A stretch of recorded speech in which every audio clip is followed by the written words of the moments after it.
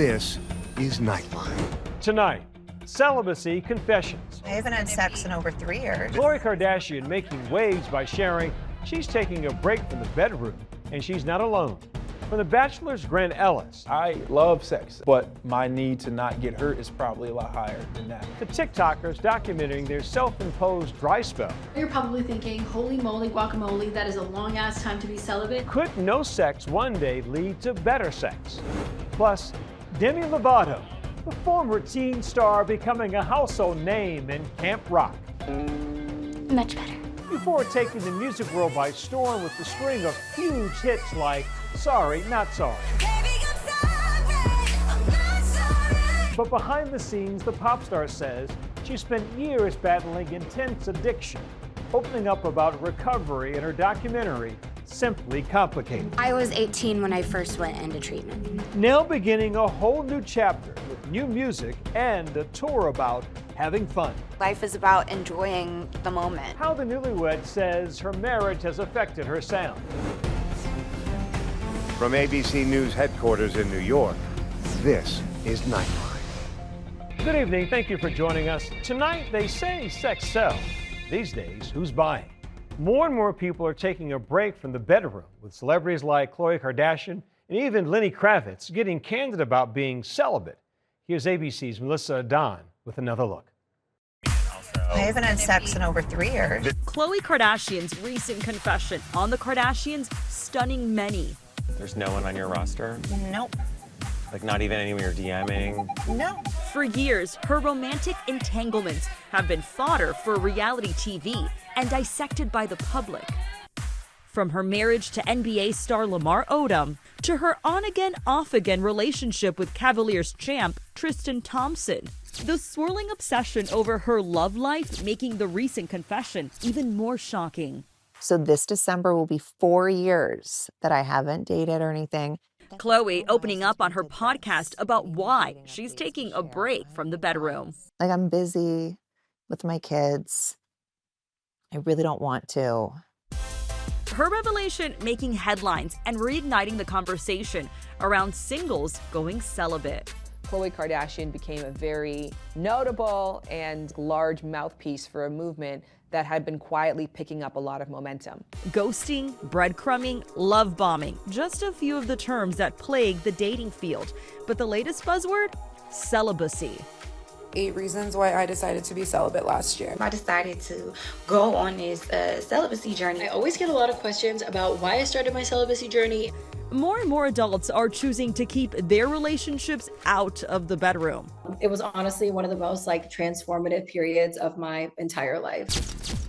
Some celebrities say they've joined the fray, from Julia Fox dropping this hot take on Watch What Happens Live. I just think nothing good comes from having sex, including children. No, I'm just kidding. To Tiffany Haddish telling Jay Shetty about the state of her sex life on his podcast, On Purpose. I just don't want to lay down with nobody, just anybody. You know, I just feel like, dang, I am the prize, and these dudes got to qualify. Justin Bieber, 50 Cent, Orlando Bloom, Lenny Kravitz, all speaking out about stints of celibacy. The truth of the matter is, from the data, we know that millennials had less sex than their grandparents, and now Gen Z are having less sex than millennials. So the trend is continuing to decline in terms of the amount of sex that people are having and the ways in which young people are initiating sex. Like, I'll be the first to admit, like, sex is great. Like, I love sex, you know, and just because you abstain from it doesn't mean that your libido or your metabolism for sex is not as high, but my need to not get hurt is probably a lot higher than that. Just a few months ago, Grant Ellis was The Bachelor's leading man. Juliana, will you accept this rose? Absolutely. While his season ended with a proposal, he and Juliana Pascarosa broke up soon after. Although it hurt in the moment and you know, it led to some confusion, I think that it was the best decision for where we were at in our lives. Now, Grant is back to where he began, single. But how he's going about things, a surprise to some fans. And it's something that you said you were doing even before The Bachelor. Right. How come? Yeah, I think number one, part of that is my faith, right? I definitely hold that near to me, but I do know the wisest thing for me in this moment is to not give my energy out everywhere. Sex is a hot topic in Bachelor Nation. From awkward date night confessions. I am a virgin. Really? Yeah. To heated moments about those dramatic overnight dates. I have had sex. Say what? Yeah. And Jesus still loves me. Do you feel like when you do have sex early on, that would influence the relationship or change the direction it would be going? 100%, especially if it's good, especially if it's great, and you're like, you could definitely get those bubbly eyes and be like, oh, this is my person, and then you don't get to see the red flags that might be there. And you by the time you realize that, you're already 12 months into a relationship. There are innumerable ways to feel connected in this world, and sex is a very great one, a very powerful one, so we're not going to knock it, but we're also not going to center it. Shan Boudram is a certified sex educator and intimacy expert. She is not celibate, but studies these growing dating trends. Give me a Her experience on full display on the Netflix competition dating show Too Hot to Handle, where she counseled singles who have to give up sex for a chance at the grand prize. This workshop, this is an opportunity for the men to respect women. The younger generation, although having less sex, is actually more sex-informed. And now we're learning there's so many other ways to love, to have connection, to have intimacy. There's a way we could do it where we could still have that swag, we could still have that confidence, we could still know how to talk to a woman and charm her. It's not to lead her to the bedroom, it's to lead her to a second date, a third date, and then it's to lead to something that women respect.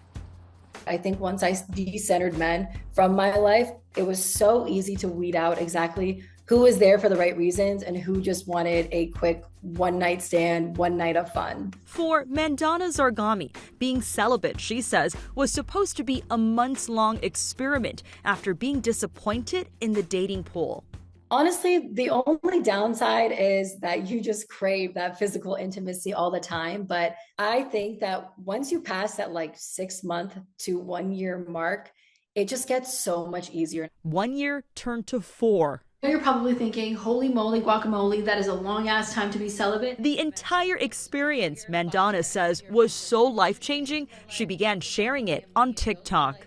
Watch how much not only you grow, but how much you attract the right type of people into your life. I got into the best physical shape of my life. I worked on my spirituality, starting a business, doing more things that I want to do because I want to do that. So for me, the takeaway was just learning to truly love myself, to respect myself. Mandana shared that her celibacy journey is currently over. She's now dating someone. Our thanks to Melissa.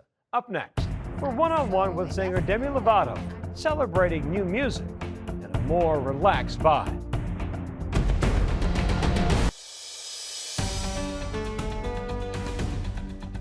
Demi Lovato has proven she can do just about anything. She's burst into America's living rooms as a teenager in Camp Rock, launched an epic music career, and overcame a very open battle with addiction. Demi has arrived at a better place, she says, and true to her spirit, she's ready to share it with the world. Here's Nightline's Ashin Singh with another look. This is the soundstage where you've been rehearsing. Yes, it is. I'm so excited. I can't wait to see my fans and perform this new music for all of them. One thing about Demi Lovato, she'll be here all night.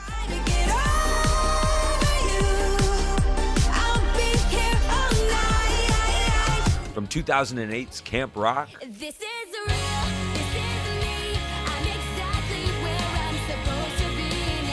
to declaring we're cool for the summer. Die for each other.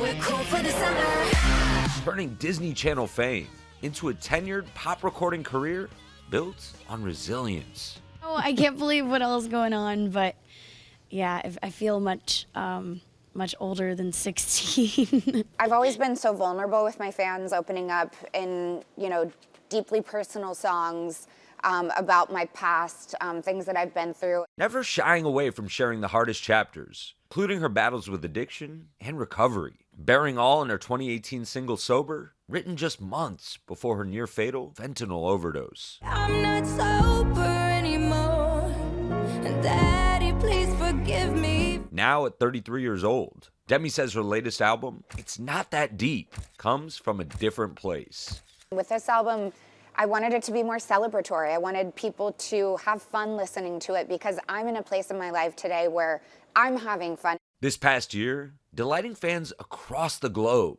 with a highly anticipated Camp Rock reunion with the Jonas Brothers. What was that like for you? It was fun. It was really fun. And seeing so many fans, the joy on their faces when we all stepped out together was so rewarding. And if fans weren't excited enough, Camp Rock! It's so good to be back!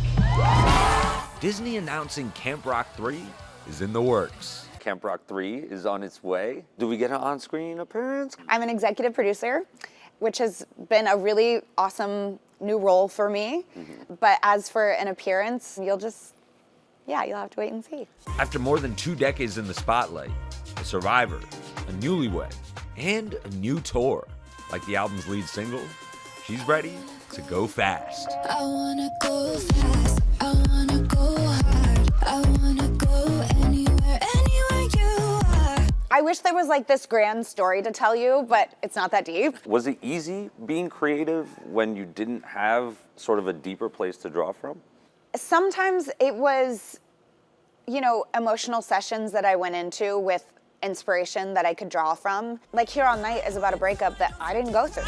DJ's working late, she's helping me try to get over you. I stepped into a character to write that song, and I thought, well, what if I just make it up? It was fun and creatively freeing to write from a different place. I booked Barney and Friends when I was 7 years old. I don't think this is a square. Oh, you're right. So I've been doing this for a long time, and I just keep finding ways to push myself creatively and having a great time with it. Becoming a household name in 2008, recording her debut album, Don't Forget. Then kicking off a defining decade on the radio with the 5-time platinum hit, Heart Attack.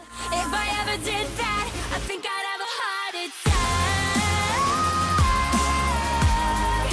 But behind the hits and blockbuster success, she says at the height of her career, she was quietly struggling with her mental and physical health. Suddenly hitting pause on her world tour with the Jonas Brothers, checking into a mental health treatment center. I became very depressed, and my only way of really coping with it was through my eating disorder. Her 20s, she says, filled with multiple stints in rehab, also for substance abuse, sharing how she coped with the pressures of fame at the time on the Call Her Daddy podcast. If you're going to work me like an adult, I'm going to party like an adult. And in her latest documentary, sharing the intimate details of her near-fatal fentanyl overdose in 2018. No, I'm not injecting it. I can't overdose on it. At the end of the day, if you do too much of anything, it's going to kill you. Revealing the overdose caused 3 strokes, a heart attack, and temporary blindness, a near-death experience that would change her life and perspective forever. I'm not writing from deeply emotional places right now because I'm not living in the past anymore, because there are times in my life where I've taken myself too seriously as an artist and put too much pressure on myself to have a certain amount of success. Sometimes it's just a matter of reminding yourself it's really not that deep. It's Not That Deep, the name of her new album and the first step into her next chapter. This stage, as you can see, is reminiscent and almost like a carbon copy of my album cover. Right. And that was intentional, and I want the fans to feel like they're stepping into my album. And this time, the music's not about pain, it's about peace. How do you feel like you can keep peeling back who you are to your audience and keep being so transparent? Well, I think as humans, we're meant to evolve. If I'm in therapy all the time, working on myself as a human, what can I be doing to evolve as an artist? I think for me, it's about having fun. Having fun and tying the knot earlier this year with fellow musician Jordan Lutz. It's a feeling that is unbelievable to me. I love him so much. But yet, falling in love with him changed my sound. I was like, I'm gonna make another rock album. And as I was making it, I was like, wait, I'm really happy. And I tried on a couple different genres of music that were inspiring me at the time. And what really landed for me was this pop music and this dance vibe. That contagious dance vibe on full display for a sold-out one-night-only tour teaser at the Hollywood Palladium. I just want people to have fun. Don't take yourself too seriously. One day you're gonna wake up and you're gonna be like, I could have had more fun, right? Like, life is about enjoying the moment.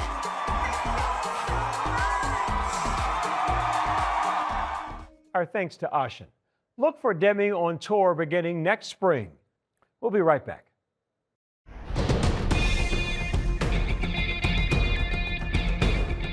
And that's Nightline for this evening. You can watch all of our full episodes on Disney Plus and Hulu. We'll see you right back here Monday. Thanks for the company, America. Have a good and safe weekend.